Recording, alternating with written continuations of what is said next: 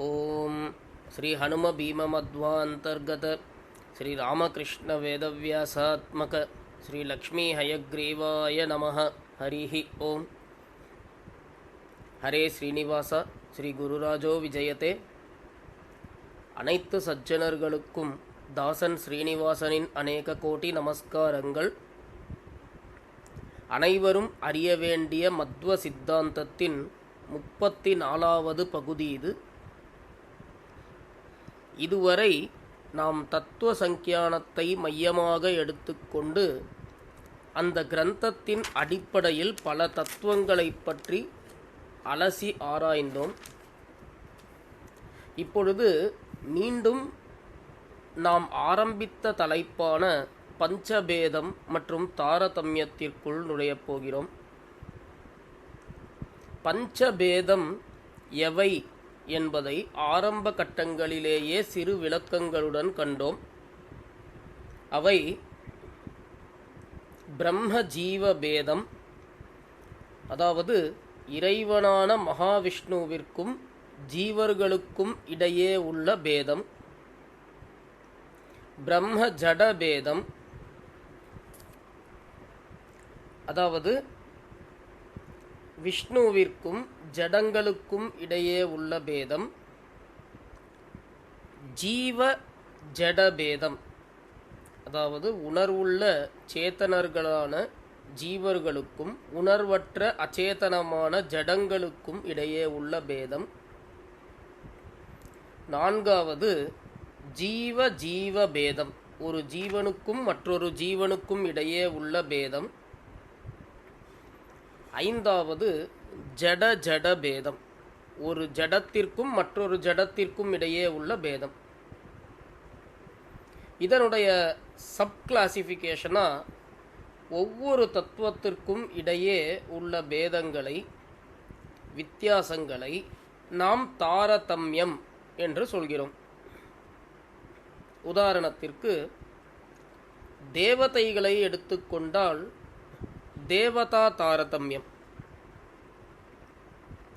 இந்த தேவதா தாரதமியமே பிரம்ம ஜீவ பேதத்தையும் ஜீவ ஜீவ பேதத்தையும் நமக்கு உணர்த்துகிறது. தேவதா தாரதமியத்தில் முதலிடத்தில் விஷ்ணு இருக்கார், அடுத்தது நித்திய முக்தையான மகாலட்சுமி, அதற்கப்புறம் பிரம்மா வாயு தொடங்கி தாரதமியத்தில் தேவர்களாக இருப்பவர்கள் கூட ஜீவர்களே. அப்போ தேவதைகளுக்கு இடையே உள்ள தாரதமியமானது ஜீவ ஜீவ பேதத்தையும் உணர்த்துகிறது. விஷ்ணுவை முதலிடத்தில் வச்சுட்டு மற்றவாளெல்லாம் கீழே போடுறதுனால பிரம்ம ஜீவ பேதத்தையும் உணர்த்துகிறது. தேவதைகள் என்று எடுத்துக்கொண்டால் தேவதா தாரதமியம். நதிகள் என்று ஒரு பிரிவை எடுத்துக்கொண்டால் அதிலும் தாரதமியம் உண்டு. கங்கைக்கு முதலிடம், மற்ற நதிகள் கங்கைக்கு பிறகுதான். இப்படி நதிகளுக்கு இடையே உள்ள பேதங்கள் நதிகளின் தாரதமியமாக இருக்கிறது. தைத்திய ஜீவர்கள் என்று எடுத்துக்கொண்டால் அதில் ஒரு தமோயோக்கியனுக்கும் மற்றொரு தமோயோக்கிய ஜீவனுக்கும் இடையே உள்ள பேதமானது தைத்திய தாரதமியமாக இருக்கிறது. இப்படி பேதங்களும் தாரதமியமும் ஒன்றோடு ஒன்று பிணைந்துள்ள கோட்பாடுகள். இந்த பேதங்களும் தாரதமியமும் ஏதோ இவ்வுலகில் நாம் காணும் வேறுபாடுகள் மட்டும் அல்ல, ஒவ்வொரு தத்துவத்திற்கும் இடையே அதன் ஸ்வரூபம் மற்றும் ஸ்வபாவம் அல்லது இயற்கை தன்மையாகவே அனாதியாகவே உள்ள பேதங்கள் என்கிறது மத்வ சித்தாந்தம். பஞ்சபேதங்கள்ங்கிறது வேற, தாரதமியம்ங்கிறது வேற. ரெண்டுத்தையும் கனெக்ட் பண்ணாதீங்கோ, ஒன்று பண்ணாதீங்கோன்னு பல மத்வ சம்பிரதாய பண்டிதர்கள் சொல்லி கேள்விப்பட்டிருக்கிறேன். பை டெஃபனிஷன் பஞ்சபேதம்ங்கிறதும் தாரதமியம்ங்கிறதும் வேறு வேறு இருக்கலாம். ஆனால் இது ரெண்டும் ஒன்றோட ஒன்று பின்னி பிணைஞ்சு இருக்குது. பேதங்கள் இருப்பதால தான் தாரதமியம் வருது. தாரதமியங்கள் திரும்ப பேதத்தையே உணர்த்துகிறது.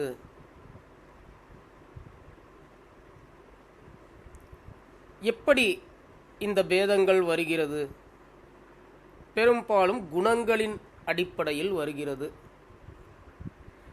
ஒரு உதாரணத்திற்கு ஜீவனை எடுத்துக்கொண்டால் அவன் சேத்தனன் என்ற பிரிவில் உள்ளான்.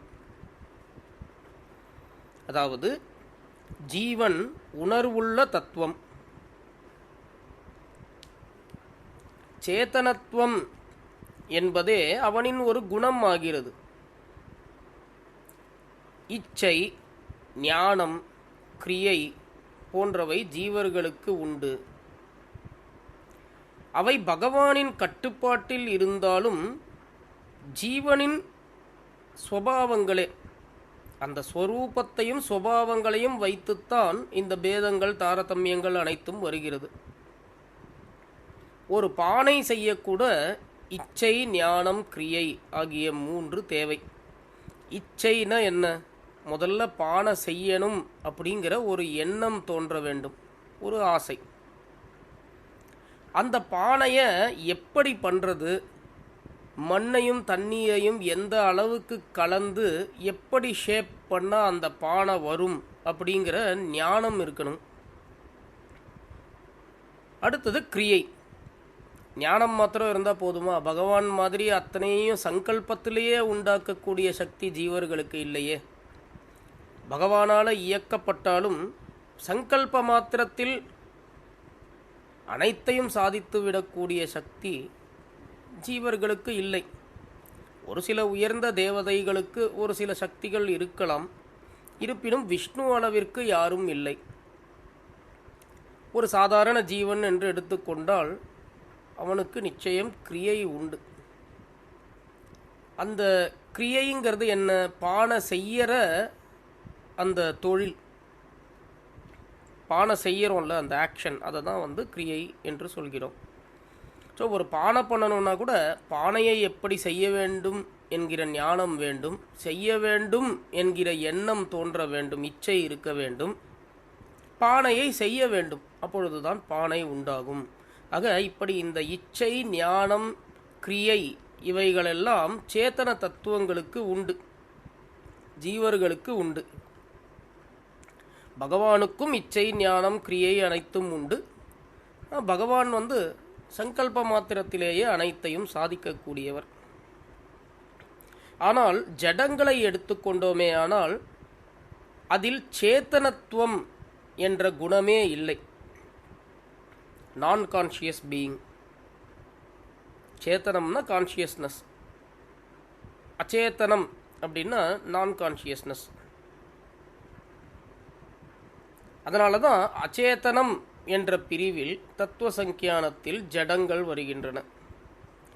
இச்சை, ஞானம் போன்றவை ஜடங்களுக்கு இல்லை. இந்த குணங்கள் எல்லாம் ஜடங்களுக்கு இல்லை.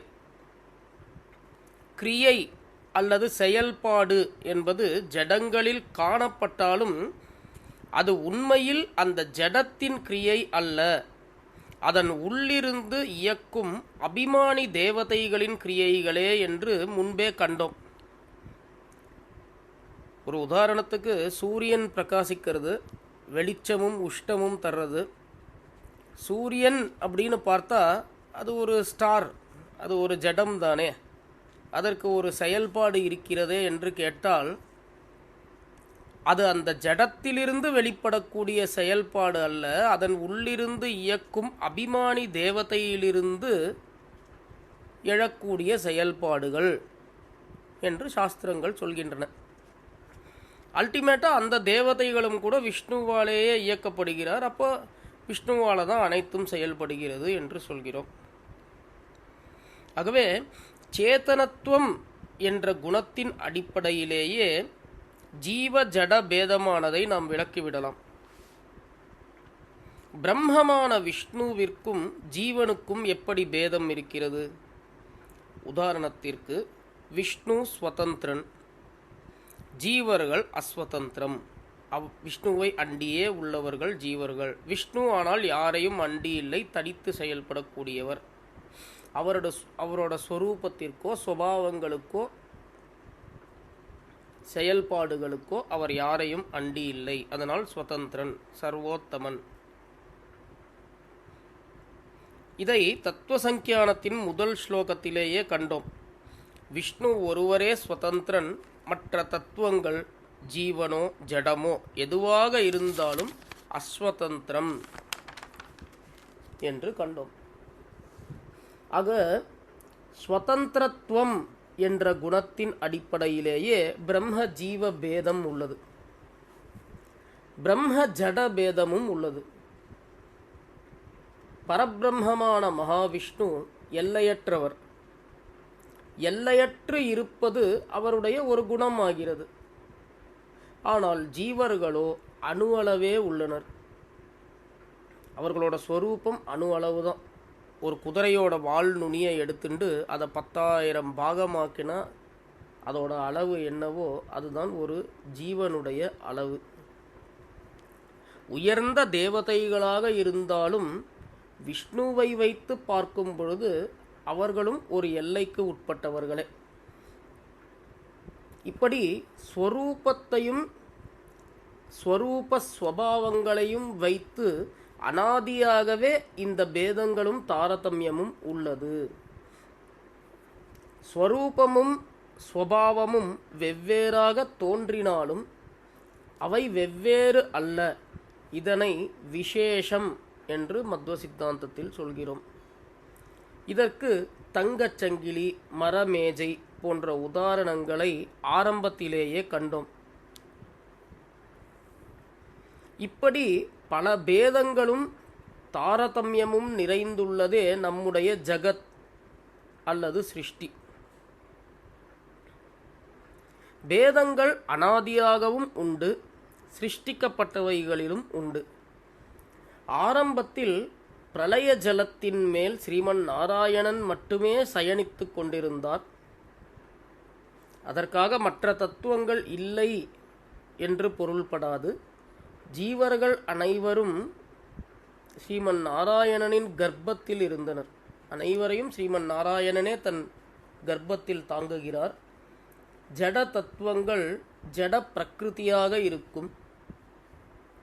ஆகவே புருஷோத்தமனான விஷ்ணு பிரகிருதியும் அதன் அபிமானி தேவதையும் ஆன லக்ஷ்மி, இவர்களை தவிர வேறு எதுவுமே ஸ்தூலமாக சிருஷ்டிக்கப்படாத நிலையில் இருக்கும். பிறகு பகவான் மகாவிஷ்ணு ஜீவர்களையும் ஜடங்களையும் ஜீவர்களின் நன்மையின் பொருட்டு மகாலட்சுமியை மகிழ்விப்பதற்காக சிருஷ்டிக்கிறார். பஞ்சபேதங்களுடன் தாரதமியம் நிறைந்து இந்த சிருஷ்டியானது உண்டாகிறது.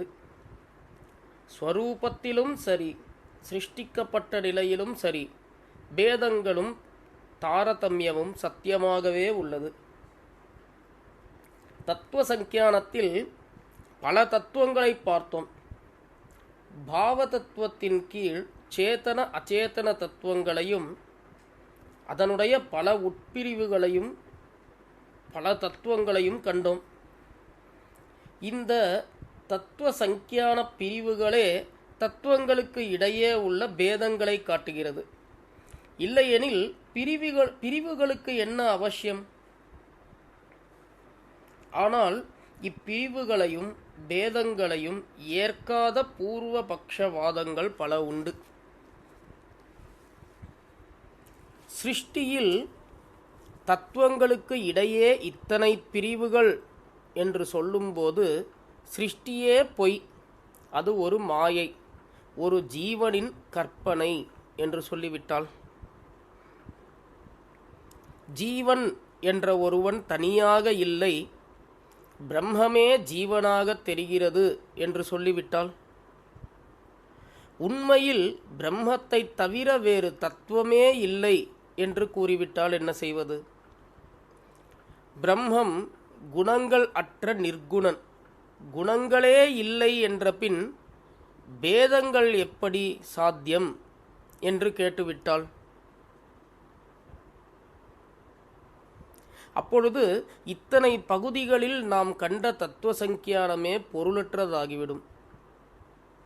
ஆகவே அனைத்து பேதங்களும் நிறைந்த இந்த ஜகத் சிருஷ்டியானது சத்தியம் என்றும் பேதங்கள் உள்ளது சத்தியம் என்றும் நிரூபிக்க வேண்டிய அவசியம் மத்வ சம்பிரதாய ஆச்சாரியர்களுக்கு உண்டாகிறது. இந்த காலத்து வாதம் எப்படின்னா, யாருக்கும் விளக்கம் கொடுக்க வேண்டாம், நமக்கு பிடிக்கலைன்னா மறுக்கணும், அவ்வளவுதான். நீ சொல்வது தப்பு என்று சொல்ல வேண்டும். அப்போ சரியானது என்னன்னு நீங்கள் சொல்லுங்கன்னு கேளுங்க. அது எனக்கு தெரியாது, ஆனால் நீ சொன்னது தப்பும்பா. ஆனால் ஆச்சாரியர்கள் அப்படி அல்ல. மறுக்கும் அனைத்திற்கும் சரியான விளக்கங்களும் அளிக்கின்றனர். அதை நாம் கவனிக்க வேண்டும். நாம் ஒரு விஷயத்தை மறுக்கிறோம் அப்படின்னா அது தப்பு என்று சொல்கிறோம்னா, அப்போ இது சரியானது என்ற ஒரு எண்ணம் நம்முள் இருக்க வேண்டும் அல்லவா? அதற்கு சில பிரமாணங்களும் இருக்க வேண்டும். அதையும் எடுத்து சொல்லி தான் மறுக்கணும், சும்மா மறுக்கக்கூடாது. தத்துவ சங்கியானத்தை பற்றி காணும் போதே பாம்பு கயிறு உதாரணத்தை சற்று அலசினோம். தூரத்திலிருந்து பார்த்தால் பாம்பாக தெரியும் ஒரு வஸ்து அருகில் சென்று பார்த்தால் கயிறாகி விடுகிறது. ஆகவே உண்மையில் கயிறு மட்டும்தான் உள்ளது என்பது பூர்வபக்ஷவாதம். பூர்வபக்ஷம்னா வேற சித்தாந்தம், ஆப்போனண்ட். சித்தாந்தவாதம் அப்படின்னா நாம் பேசிக்கொண்டிருக்கும் சித்தாந்தத்திற்கு ஃபேவரான வாதம். இந்த பாம்பு கயிறு உதாரணத்தை வைத்து இப்படி இந்த ஜகத்தானது இருப்பது போல் தோன்றினாலும் உண்மையில் பாம்பானது கயிறின் மேல் இயற்றப்பட்டது போல் சிருஷ்டியானது பிரம்மத்தின் மேல் இயற்றப்பட்டுள்ளது. ஞானத்தின் துணை கொண்டு கண்டால் நாம் பிரத்யட்சமாக காணும் அனைத்தும் உண்மையில் இல்லை, பிரம்மம் மட்டுமே சத்தியம் என்பது தெரிந்துவிடும். இதுவே பூர்வபக்ஷவாதம். ஜீவர்களும் ஜடங்களும் நிறைந்து காணப்படும் இந்த ஜகம் உண்மையல்ல. ஆகவே காணும் அனைத்திற்கும் பிரம்ம பாவனை அளித்துவிட்டால் அனைத்தும் பிரம்மமாகிவிடும், பிரம்மமாகவே தோன்றும் என்பது வாதம். மத்வ சித்தாந்தவாதமோ யதார்த்தவாதம், ஜெகத் சத்தியத்துவவாதம். அனைத்திற்கும் பிரம்ம பாவனை அளித்தால் அது நம் கற்பனையாக வேண்டுமானால் இருக்குமே தவிர உண்மையில் அனைத்தும் பிரம்மமாகிவிடாது. உண்மையில் பிரத்யக்ஷம் என்றால் என்ன என்பதை முன்பே விளக்கமாக கண்டோம். நமக்கு ஒரு அனுபவம் ஏற்பட்டு அந்த அனுபவம் பொய் என்ற அனுபவம் ஏற்படாது என்றால் அதுவே உண்மையான பிரத்யக்ஷம், பிரத்யக்ஷ அனுபவம். இந்த அனுபவம் பொய்யாக இருக்கவே முடியாது. பாம்பு கயிறு உதாரணத்தில் உண்மையில் பாம்பு இல்லவே இல்லை. கயிறை பாம்பாக பார்த்தது நம் பார்வையிலோ அல்லது சுற்றுப்புறத்தில் போதிய வெளிச்சமின்மையாலோ ஏற்பட்ட ஒரு கோளாறு. நமக்கு ஏற்பட்ட பாம்பு என்ற அனுபவம் சற்று நேரத்திலேயே பொய்யாகி விடுகிறது. பின் கயிறு என்ற அனுபவம் ஏற்பட்டு விடுகிறது. ஆகவே இது பாம்பு என்ற அனுபவம் உண்மையான பிரத்யக்ஷமே அல்ல. ஆனால் இந்த உலக விஷயத்திலோ பேதங்களே நம் அனுபவமாக இருக்கிறது. இதுவே யதார்த்தவாதம். இந்த அனுபவம் பொய்யாவதில்லை, என்றும் பொய்யாகாது என்பதே வாதம். நாம் காணும் உலகமானது நிரந்தரம் அல்ல. ஆனால் கால சக்கரத்தில் ஏதோ ஒரு காலத்தில் ஆகாசத்தின் குறிப்பிட்ட ஒரு இடத்தில் இந்த உலகம் இருந்தது என்பது இங்கு நமக்கு ஏற்படும் இந்த போன்ற உலகம் இருந்தது என்பதும் இங்கு நமக்கு ஏற்படும் அனுபவங்களும் பொய்யாகப் போவதே இல்லை. ஆகவே நாம் பிரத்யக்ஷமாக காணும் இந்த ஜகத் சத்தியமே என்பது மத்வ சித்தாந்த வாதம். ஒரு சிறு வாதத்தை முன்வைக்கிறேன். பிரம்மம் மட்டுமே சத்தியம், நாம் காணும் அனைத்தும் பிரம்மமே என்று சொல்பவர்கள் கூட சமையல் அறையில் பூஜையையும் பூஜை அறையில் சமையலையும் செய்வதில்லையே? சாலிக்கிராமத்தை சமைத்துவிட்டு சாம்பார் சாதத்தை வணங்குவதில்லையே? நாம் என்ன முயன்றாலும் அனைத்தும் ஒன்றாகாது. இந்த பேதங்கள் இயற்கையாகவே இருக்கக்கூடியவை. ஆகவே அனைத்தும் ஒன்றே என்று எண்ணி மித்யா ஞானத்தை வளர்த்து கொள்ள வேண்டாம் என்று மத்வ சித்தாந்தம் எச்சரிக்கிறது. இந்த பேதங்கள் வெறும் சிருஷ்டியில் மட்டும் அல்ல, பேதங்களும் தாரதமியமும் சம்சாரத்தில் இருந்து விடுபட்ட மோட்ச நிலையிலும் தொடர்கிறது. அதற்கான பிரமாணங்களை பிற்பகுதிகளில் காணப்போகிறோம் விரிவாக. இந்த சிருஷ்டியானது பொய்யல்ல, உண்மையிலேயே இறைவன் சிருஷ்டி செய்கிறார் என்பது வேத சாஸ்திரங்களில் பல இடங்களில் கூறப்பட்டுள்ளன.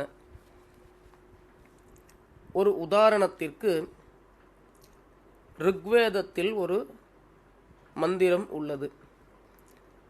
சூரிய சந்திரமசௌ தாதா யதா பூர்வம் அகல்பயத் திவம் ச பிருத்வீம் சாந்தரிக்ஷ மதோஸ்வஹ என்பது இந்த ஸ்லோகம். ருக்வேதத்தில் 10வது மண்டலம் 12வது அணுவாகம் 190வது சூக்தம், அதில் 3வது மந்திரம். சந்தேகம் இருந்தால் வெரிஃபை பண்ணிக்கலாம். இப்படி ருக்வேதத்தில் ஒரு வேத மந்திரம் உள்ளது. இதன் அர்த்தம், இறைவன் தற்போதைய சிருஷ்டியில் சூரியனையும் சந்திரனையும் மேல் உலகங்களையும் பூமியையும் நடுப்பகுதியையும் ஆனந்தம் தரக்கூடிய உலகங்களையும் போன சிருஷ்டியில் எப்படி செய்தாரோ அப்படி செய்தது போலவே மீண்டும் சிருஷ்டிக்கிறார் என்பது இந்த மந்திரத்தின் பொருள். ஆகவே இறைவன் உண்மையில் சிருஷ்டி செய்கிறார். அவரது சிருஷ்டி சத்தியம் என்பது தெரிகிறது. இருப்பதே பிரம்மம் மட்டுமே, ஜீவர்களும் பிரம்மமே, சிருஷ்டியும் இல்லை என்று சொல்லும் பூர்வபக்ஷ வாதம் கூட ஜீவர்கள் வேதங்களை கற்று ஞானமடைந்து மோட்சமடைய வேண்டும் என்று சொல்கிறதே. இது ஏன்? இருப்பதே பிரம்மம் மட்டும்தான் என்றால், பிரம்மம் வேதங்களை கற்று மோட்சம் அடைய வேண்டிய அவசியம் என்ன? பிரம்மத்திற்கு ஞானத்தில் குறை வந்துவிட்டதா என்ன? அப்படியெனில் அறியாமையில் இருக்கும் ஒரு தத்துவம் பிரம்மமாகவே இருக்க முடியாதே. ஆகவே பேதங்களையும் தாரதமியத்தையும் உள்ளது உள்ளபடி விளக்கமாக காண்பதற்கு முன் பேதங்கள் நிறைந்த இந்த தத்துவங்களும் ஜகத் சிருஷ்டியும் சத்தியம் என்பதை எடுத்துரைக்க வேண்டும். அதன் பொருட்டு ஜீவர்களும் ஜடங்களும் நிறைந்த இந்த ஜகத்தானது சத்தியமே என்பதையும், இறைவனுக்கு குணங்கள் உண்டு, ஒவ்வொரு தத்துவத்திற்கும் அதனதன் குணங்கள் உண்டு, இங்கு எதுவுமே நிர்குணம் இல்லை, ஆகவே குண அடிப்படையில் உள்ள பேதங்களும் சத்தியம் என்பது தொடர்பான மத்வ சித்தாந்த வாதங்களை சற்று சுருக்கமாக வரும் பகுதிகளில் காண்போம். இப்பகுதி இத்துடன் இருக்கட்டும். சற்று நேரம் அதிகமாகவே எடுத்துக்கொண்டேன் இந்த பகுதியில். தயை கூர்ந்து கேட்பவர்கள் க்ஷமிக்க வேண்டும். முன்பே கூறியது போல இனி வரப்போகும் பகுதிகளில் வாத விவாதங்களும் பிரமாணங்களுமே பெரும்பாலும் நிறைந்திருக்கும். ஆகவே இதேபோல் நிறுத்தி நிதானமாக மெதுவாக சொல்ல முயற்சிக்கிறேன். எவ்வளவுக்கு எவ்வளவு சுலபமாக சொல்ல முடியுமோ அவ்வளவு சுலபமாக சொல்லவும் முயற்சிக்கிறேன். அதை தாண்டி ஏதேனும் கேள்விகள் சந்தேகங்கள் இருப்பின் அன்பர்கள் தாராளமாக தெரியப்படுத்தலாம் என்று சொல்லி இந்த பகுதியை நிறைவு செய்கிறேன். நன்றி. சர்வம் ஸ்ரீ ஸ்ரீனிவாசார்ப்பணமஸ்து.